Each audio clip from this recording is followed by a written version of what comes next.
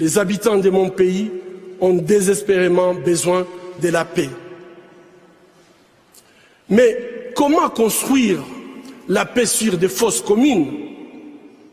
Comment construire la paix sans vérité ni réconciliation? Comment construire la paix sans justice ni réparation?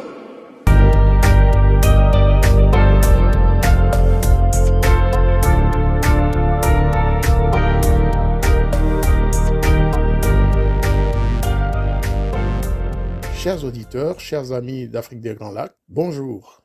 Nous avons le plaisir de vous recevoir dans l'émission Savoir pour comprendre, qui aujourd'hui va tourner autour d'un livre récent que vient de publier Madame Makela Arong. Moi qui vous présente cette émission, je suis Jean-Marie Dagijimana. Makela Arong est une journaliste britannique, une écrivaine qui a depuis plus de 20 ans commencé une carrière africaine à travers la région des Grands Lacs, en faisant des recherches approfondies sur la nature du régime du FPR. Dans le livre qu'elle a publié au mois d'avril 2021, intitulé « Do Not Disturb », elle nous livre le fruit de ses recherches qui se sont étendues sur plusieurs années et qui lui ont permis de découvrir le vrai visage du président Kagame, le vrai visage de son régime criminel, découvert au fil des ans à travers des assassinats ciblés et commis par ce régime contre certains de ses opposants. Et en particulier l'assassinat d'un ancien collaborateur très proche, un ami, un confident de Paul Kagame, qui a été assassiné en Afrique du Sud. Je n'en dirai pas plus. J'ai Madame Makela Arong dans nos studios et donc la Voix des Grands Lacs a le plaisir de vous la présenter. Madame Makela Arong, bonjour. Bonjour. Vous venez de publier un livre intitulé « Do Not Disturb ». Est-ce que vous pouvez nous dire en quelques mots quel est le sujet principal de votre livre? Je m'appelle Makela Arong et je suis une journaliste anglaise et aussi une écrivaine. Et je voulais parler un peu de mon livre qui s'appelle « Do Not Disturb ». Qui est sorti en avril, au début avril, et qui s'occupe du Rwanda et de l'histoire du Rwanda et qui fait un peu de bruit à ce moment. Je ne suis pas très populaire à Kigali avec le gouvernement, si j'ai bien compris. Mais ce n'est pas une surprise, alors j'accepte ça et j'essaie de ne pas être trop troublé par tous les commentaires qu'on exprime à Kigali. Alors, le livre déclenche avec le meurtre au Sud-Afrique de Patrick Karegeya, qui était l'ancien responsable des renseignements du Rwanda, qui était parti en exil en Sud-Afrique après avoir eu des problèmes avec Paul Kagame, son ancien ami, son ancien responsable, son ancien chef. Il est parti pour le Sud-Afrique où il a fondé une partie d'opposition, le RNC. Et à cause de ça, on a décidé à Kigali qu'il était devenu une menace pour le gouvernement et pour le régime. Alors, on a trouvé son corps étranglé le premier jour de janvier en 2014 dans l'hôtel Michelangelo. Et ça m'a pris presque 5 ans pour faire mon enquête, toutes les interviews, les voyages, pour vraiment raconter cette histoire parce que c'est une histoire très compliquée. Je voulais utiliser l'assassinat de Patrick Karegeya pour parler un peu de ce qui est devenu le Front patriotique rwandais, le FPR, qui a déclenché en Ouganda dans les années 80. C'est un mouvement secret, une armée secrète qui s'est fondée au sein du mouvement national de résistance de Yoweri Museveni. Et c'était tous des jeunes hommes qui se connaissaient bien. c'était les Banyarwanda où ils venaient des camps de réfugiés, ou c'était des Banyarwanda du coin, ougandais, qui se sont lancés pour lutter avec le NRM de Yoweri Museveni, avec leur chef en tête, c'était Fred Rwigema. Et ils sont partis dans la brousse au Luwero Triangle parce qu'ils avaient en tête qu'un jour ils voulaient retourner au Rwanda. Un bon nombre de ces gens-là ont été écartés du Rwanda dans les années 50, quand il y a eu la révolution Hutu et la monarchie a été détruite. Et ils voulaient retourner chez eux et Juvenal Habyarimana, le président, donnait pas la permission du retour. Alors ils se sont dit, bon, il faut qu'on a pris les compétences de bataille et au sein de ce mouvement, le NRM, c'est là-bas qu'on va devenir des militaires. Et après, une fois que le gouvernement avait été tombé à Kampala, ils ont tous Museveni a donné beaucoup de positions dans l'armée ougandaise à ces jeunes hommes.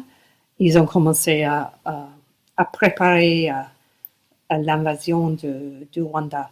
Et ce que je voulais raconter dans mon livre, c'était comment on est parti de ce moment-là où ces jeunes hommes, ils étaient idéalistes, ambitieux, ils avaient les mêmes idées en tête, ils étaient très proches les uns les autres.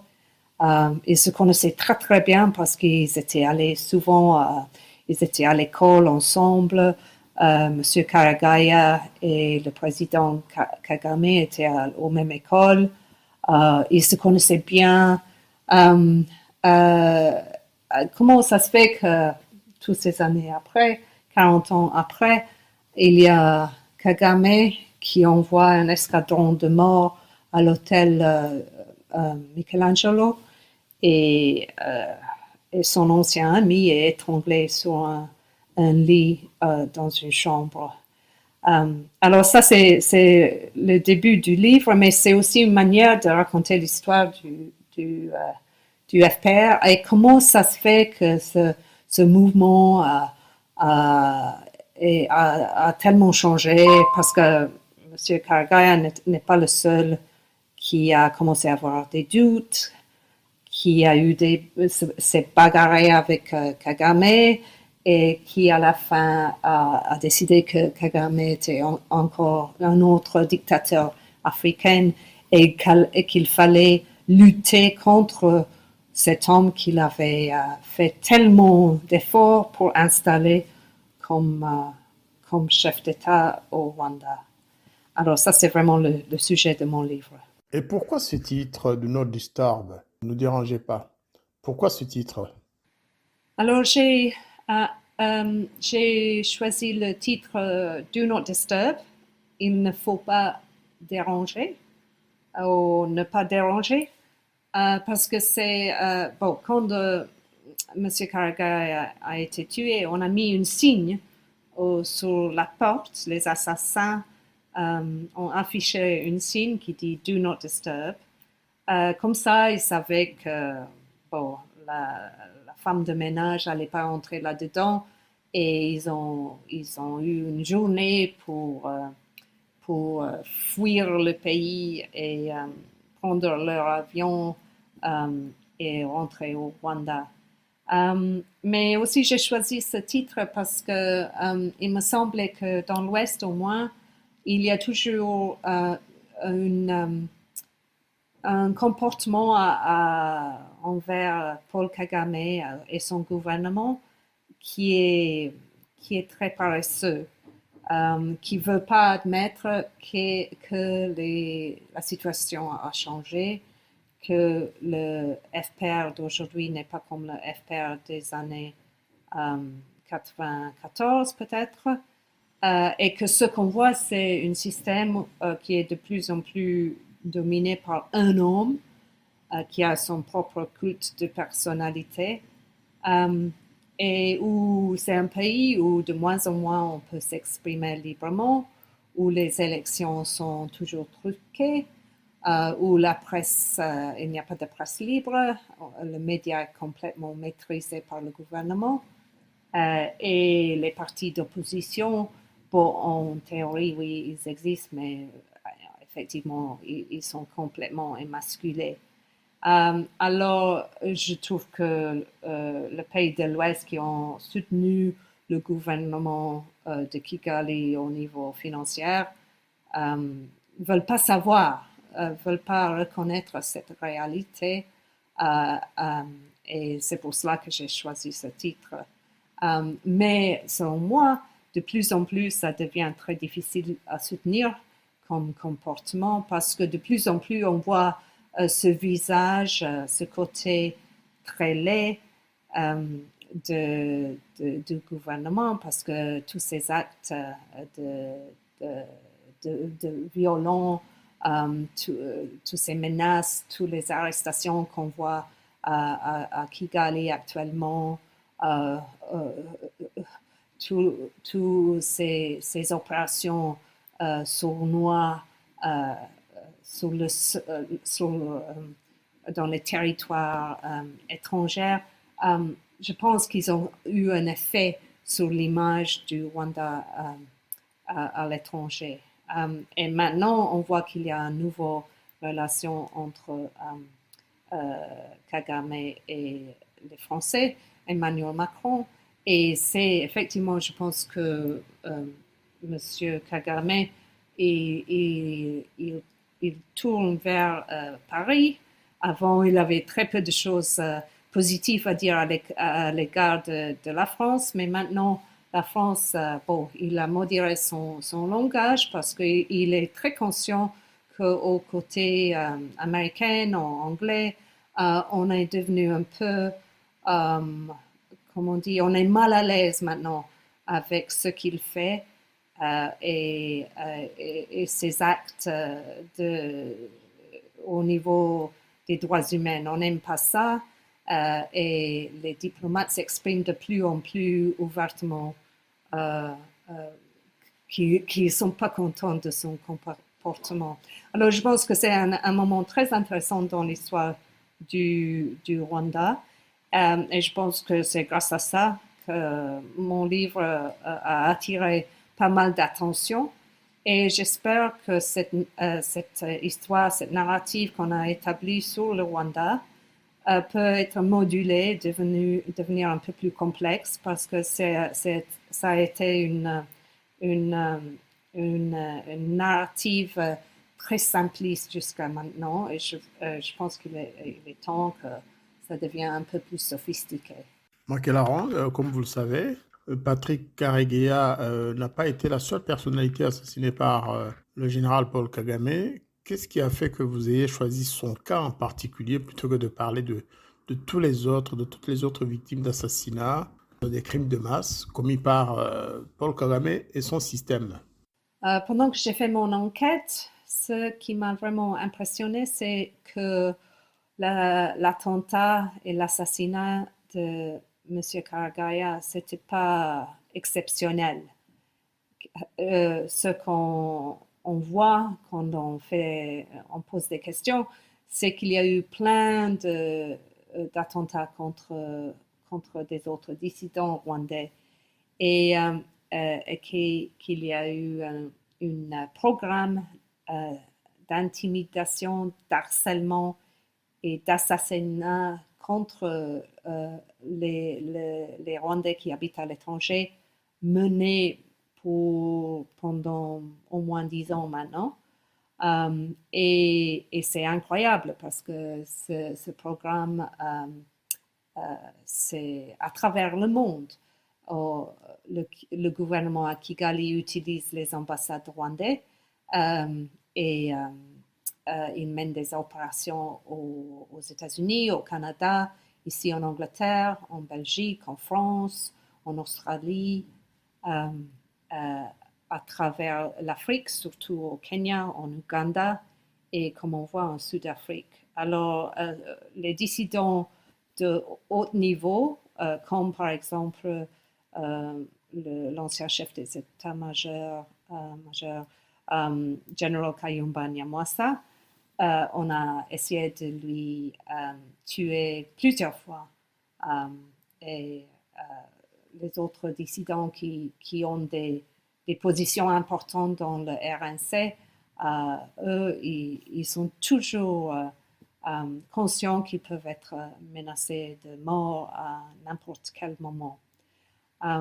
Et ce qu'on voit, c'est ce programme d'intimidation qui veut dire que même des gens qui ne sont pas impliqués au niveau politique, ils savent que dès qu'ils s'expriment au sujet, certains sujets, ils risquent d'être menacés. Ils risquent que quelqu'un va leur expliquer qu'avec une famille qui est toujours au Rwanda, la famille peut avoir des problèmes. Alors à la fin, on se tait et on ne dit rien parce que cette communauté est très consciente d'être suivie, d'être traquée et ils savent qu'ils peuvent pas, ils doivent se méfier les uns des autres. Alors il y a toujours une atmosphère de crainte. Et on est très nerveux, on ne veut absolument pas parler de politique. Et ça, c'est toute une atmosphère de paranoïa à l'extérieur du Rwanda.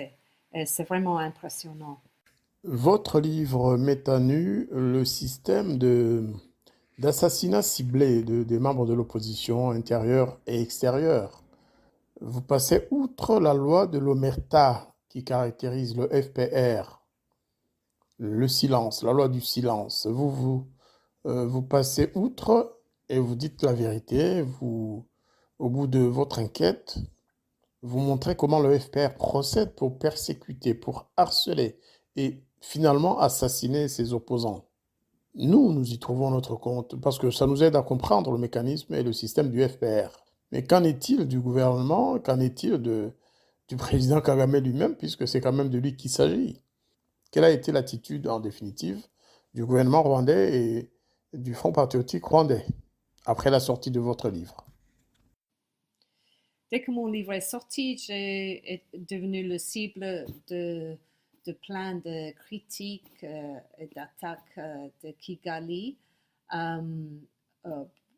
Le président lui-même, une fois, on lui a demandé pour Jeune Afrique qu'est-ce qu'il pensait de mon livre. Bon, il disait qu'il pensait que c'était des bêtises, mais tout le monde devrait lire mon livre et make them own mind up. Et j'étais très content qu'il avait dit ça. Mais en même temps qu'il dit ça, il y a les services de renseignement qui, à travers tous leurs comptes anonymes sur Twitter, font la bataille, une bataille de mensonges et insultes contre qui que ce soit qui a le courage de critiquer le gouvernement à Kigali. Alors moi, on m'a traité de toutes les choses. On a dit que j'avais été l'amant de Patrick Karegeya, que j'avais travaillé pour l'armée française. Bon, vous voyez, mon français veut dire que le niveau de mon français veut dire que c'est pas très probable. Que j'étais une agent pour les Ougandais, que j'étais une raciste, que j'étais un genocide denier, que j'étais colonialiste, que j'étais l'amant de Museveni et tout récemment on a annoncé que j'avais reçu 300 000 dollars pour avoir écrit mon livre. If only, comme on dit en anglais. Alors tout ça sont des histoires complètement inventées, des mensonges ridicules. Et ce que moi, ma réaction, en général, je ne réponds pas parce que je ne vois pas le but, parce que c'est dès qu'on entre dans une conversation avec quelqu'un qui travaille pour un gouvernement, qui probablement est payé pour raconter ces mensonges.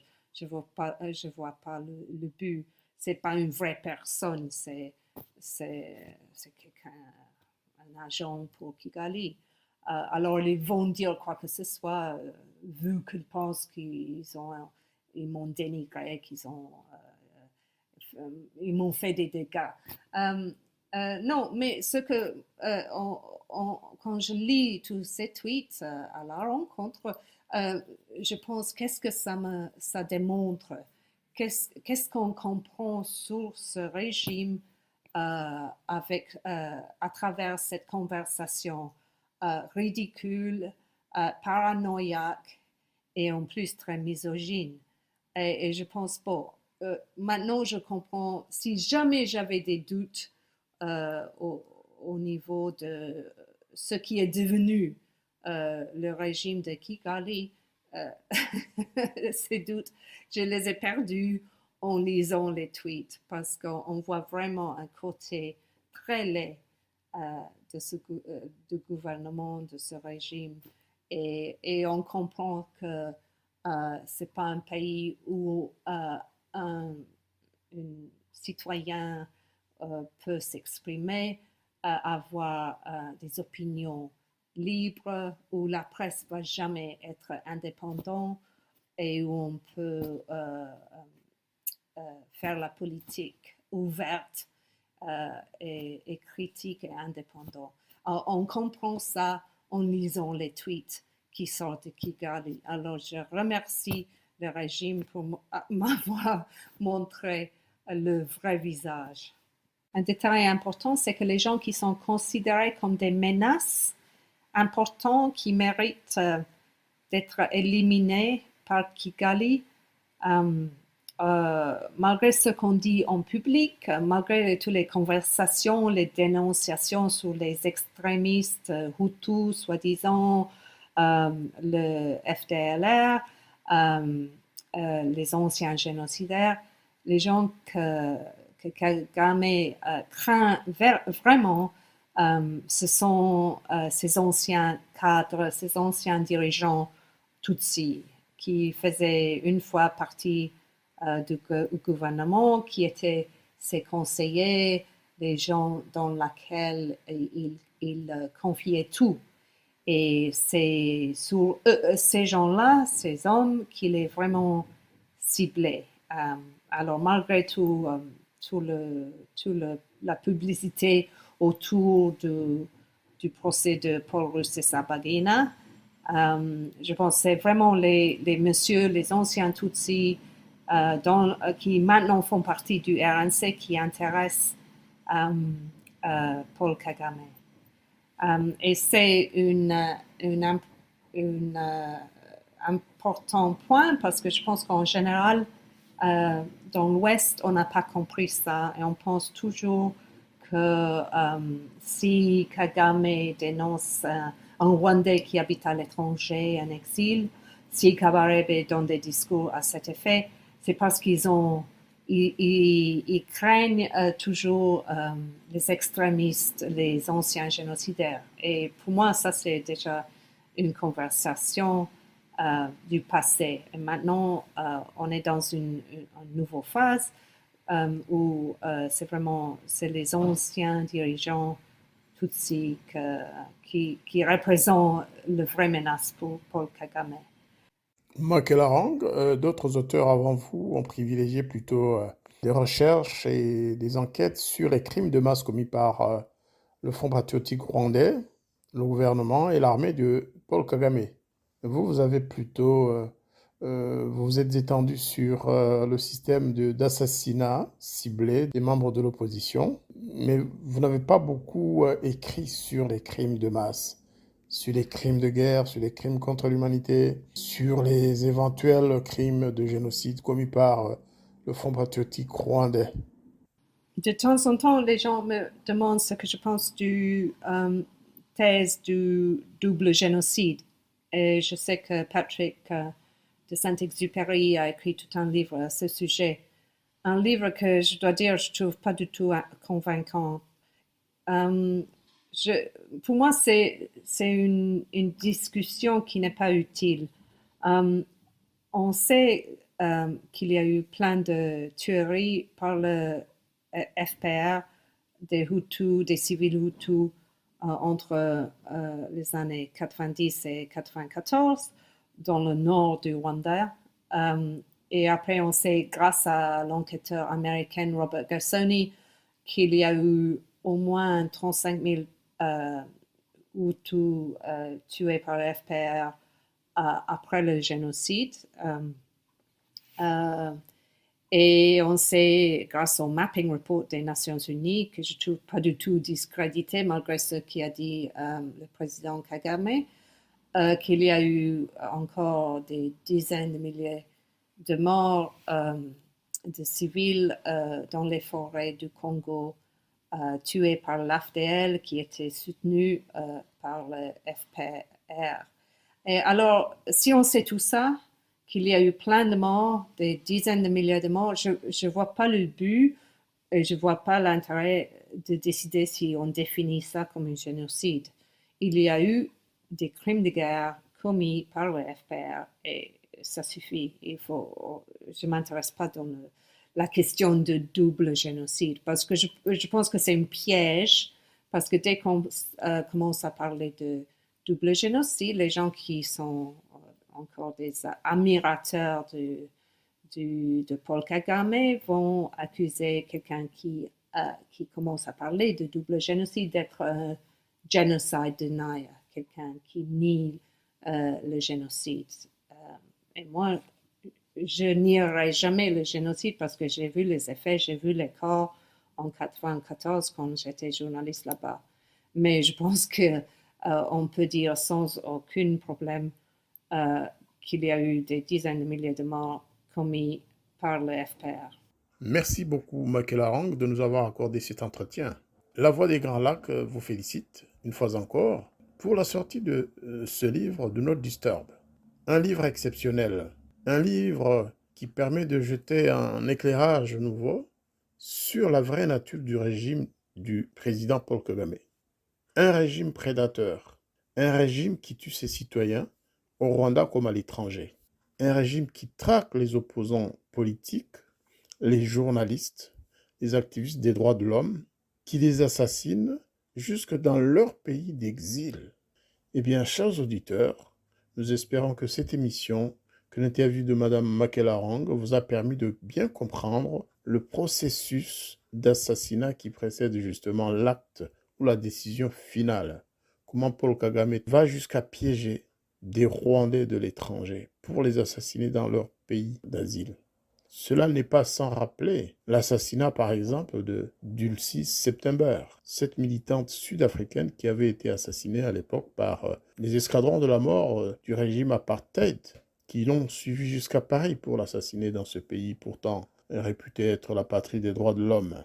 Eh bien, il est important que nous sachions, il est important que tous ceux qui se battent pour la liberté, la justice et la réconciliation nationale dans l'égalité et le respect mutuel, que nous nous réveillons tous pour continuer et poursuivre notre lutte, main dans la main, sans faillir, et en regardant ce régime prédateur dans les yeux et en lui disant « Enough is enough », trop, c'est trop. C'était Jean-Marie Ndagijimana pour La Voix des Grands Lacs. Tout va ça, même sans.